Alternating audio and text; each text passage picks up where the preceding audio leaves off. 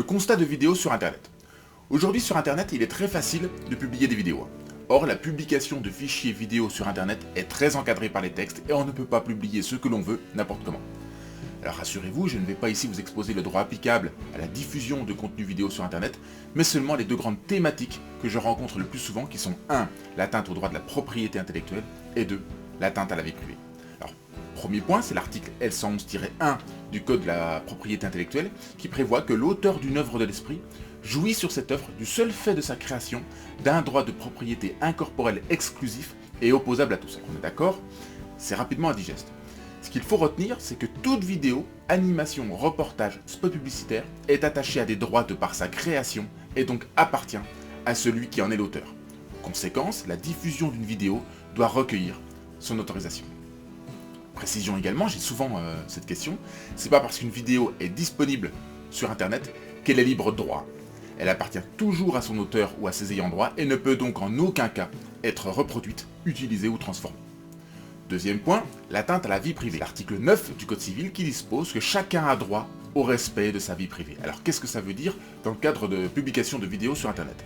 Eh bien c'est simple. Toute personne peut s'opposer à la publication, à la diffusion d'images ou de vidéos relatives à sa vie privée. Une vidéo, pour être publiée, doit requérir le consentement des personnes qui sont visibles et identifiables. Et comme nous l'avons vu pour la propriété intellectuelle, l'autorisation qui peut être donnée pour une diffusion précise ne veut pas dire que cette autorisation soit valable pour une diffusion plus large. Donc dans les deux cas que nous venons de voir, le premier réflexe sera d'en faire dresser le constat sans attendre de la présence de cette vidéo sur Internet afin de se constituer la preuve la plus sûre et la plus fiable possible en matière civile.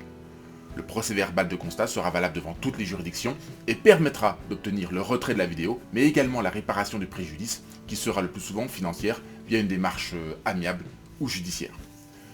Pour finir, concernant le constat lui-même, comment va se dérouler les opérations de constatation? Eh bien l'huissier va dresser un acte qui va décrire tout ce qui est visible en ligne, comment on accède à la vidéo et dans quel cadre.